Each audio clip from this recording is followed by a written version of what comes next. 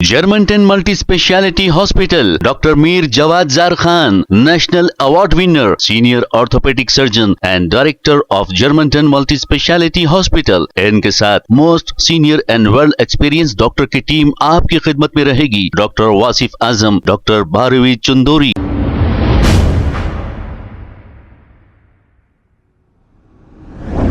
अस्सलाम वालेकुम नाज़रीन, 7H न्यूज सच को रखे आपके आगे। संगारेड्डी के इलाके नेशनल हाईवे रोड पर एक आरटीसी बस ने बेकाबू होकर रोड डिवाइडर पर बस चढ़ा दी है। इस हादसे में बस में बैठे कुछ पैसेंजर्स जख्मी भी हो गए। आइए देखते हैं ये रिपोर्ट।